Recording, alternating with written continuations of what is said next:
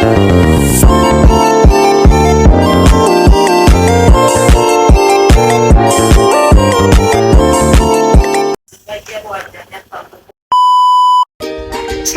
teman-teman. Di video kali ini aku akan menjelaskan tentang perkembangan khalifah pada masa Khulafaur Rasyidin. Nah, video ini dibuat untuk memenuhi tugas UTS mata kuliah Sejarah Perkembangan Islam.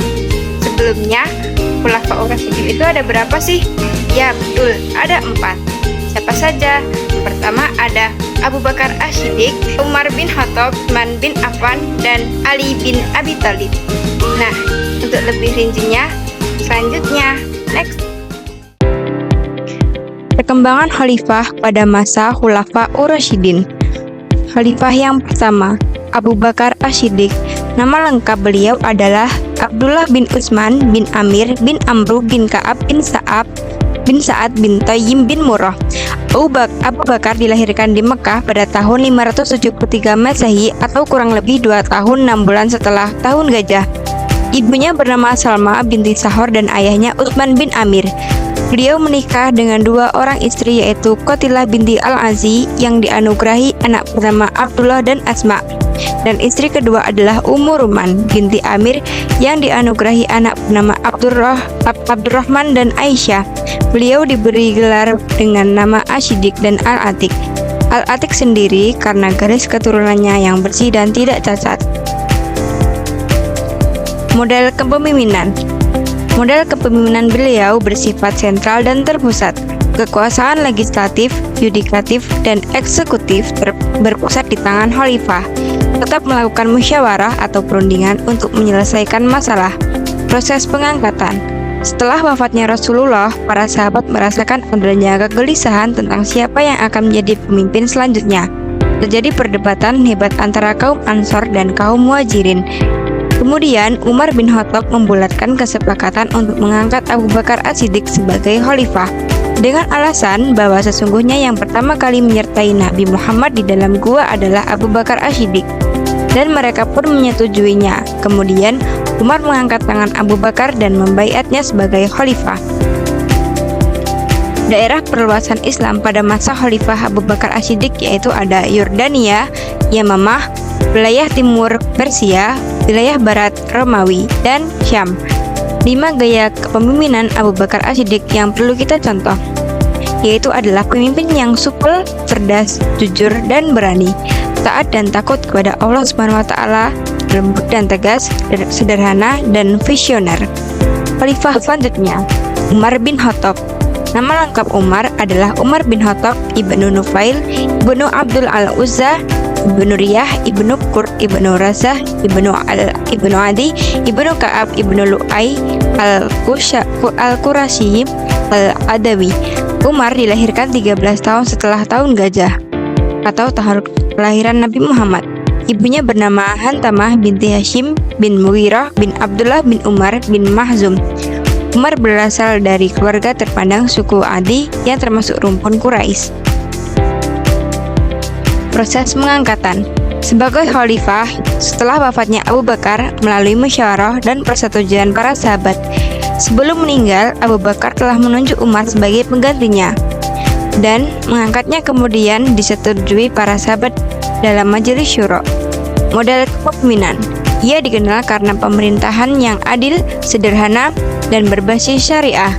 Umar juga mendirikan berbagai lembaga pemerintahan dan sistem penegakan hukum yang efisien. Ekspansi wilayah. Di bawah kepemimpinan Umar, kekhalifahan Islam mengalami ekspansi wilayah yang signifikan. Pasukan Islam berhasil menaklukkan wilayah-wilayah baru, termasuk Mesir, Persia, Syria, dan wilayah-wilayah di sekitar Timur Tengah dan Afrika Utara. Ekspansi wilayah ini membawa pengaruh Islam ke banyak wilayah baru. Catatan kepemimpinan. Luasan wilayah yang signifikan, meningkatkan administrasi negara dengan membentuk departemen-departemen pemerintahan, luasan Masjid Nabawi, orang pertama yang mengumpulkan masyarakat untuk sholat tarawih. Khalifah selanjutnya yaitu ada Utsman bin Affan. Nama lengkap ialah Utsman bin Affan bin Abil As bin Umayyah dari suku Quraisy. Dilahirkan pada tahun kelima setelah kelahiran Rasulullah SAW. Utsman memeluk Islam atas ajakan Abu Bakar dan menjadi salah satu sahabat dekat Nabi Muhammad SAW. Ia dikenal julukan Zunnurain. Utsman wafat pada tahun 35 Hijriah. Pada pertengahan Tasyrik tanggal 12 Dzulhijjah, ia meninggal di usia 80 tahun lebih dan dibunuh oleh kaum pemberontak atau Khawarij. Saat pengangkatan, proses pengangkatan Utsman bin Affan menjadi khalifah dilakukan melalui musyawarah dan pengambilan keputusan di antara para sahabat Nabi Muhammad. Setelah keputusan dibuat, Utsman bin Affan terpilih menjadi khalifah ketiga menggantikan Umar bin Khattab. Model kepemimpinan. Pemerintahan Utsman berlangsung selama 12 tahun. Kepemimpinan Utsman sangat berbeda dengan kepemimpinan Umar. Ia dikenal sebagai pemimpin yang familiar dan humanis. Kebijakan saat pemerintahan Utsman: yang pertama, mengangkat kaum kerabatnya pada jabatan-jabatan tinggi negara. Dua, membubarkan Dewan Pengelolaan Baitul Mal yang dulu dibentuk pada masa Khalifah Umar dan dijabat oleh Abdullah ibnu Arqam yang terkenal sangat jujur dan berpotensi mengelola Baitul Mal. Tanah-tanah rampasan perang atau ditinggalkan pemiliknya pada waktu perluasan wilayah di masa Khalifah Umar dulu dijadikan milik negara. Khalifah selanjutnya atau khalifah yang terakhir adalah Ali bin Abi Thalib. Ali adalah anak paman Nabi Muhammad SAW, yaitu Abi Thalib bin Abnu Al-Muttalib bin Hashim bin Abdul Manaf bin Qusay Al-Quraisy. Ibunya adalah Fatimah bin Asad bin Hisham. Masuk Islam dan ikut hijrah bersama Nabi. Ali adalah kemenakan dan sekaligus menantu Nabi dari putri beliau Fatimah. Fatimah adalah satu-satunya putri Nabi yang mempunyai keturunan. Dari pihak Fatimah, inilah Rasulullah mempunyai keturunan sampai sekarang. Ali bin Abi Thalib termasuk as-sabiqunal awalun dari kalangan anak-anak dan termasuk salah satu sahabat Nabi yang dijanjikan masuk surga. Proses pengangkatan. Ali dibaiat ketika suasana berkabung atas meninggalnya Khalifah Utsman. Kekacauan dan pertentangan serta kebingungan umat Islam Madinah, kaum pemberontak, kaum muhajirin, kaum dan ansar menginginkan Ali menjadi khalifah. Namun Ali menolak karena ia ingin menyelesaikan dengan cara musyawarah dan mendapat persetujuan dari sahabat-sahabat senior terpandang. Ali dibaiat oleh masyarakat rakyat dari muhajirin dan ansar serta para tokoh sahabat seperti Thalhah dan Zubair. Ekspansi wilayah. Wilayah kekuasaan Islam meliputi Arab Saudi, Yaman, Oman, Uni Emirat Arab, Qatar, Irak, dan sebagai wilayah Iran. Model kepemimpinan: tipe demokrasi, karismatik, dan militeristik.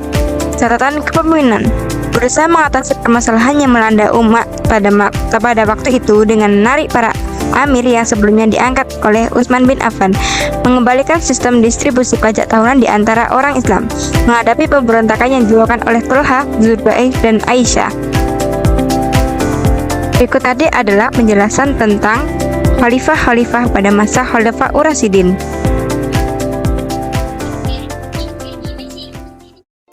Nah, sampai di sini sudah mulai paham kan? Kalau gitu, jangan lupa subscribe, like, dan share. Kalau yang ada ditanyakan, jangan lupa komen ya. Dadah, assalamualaikum.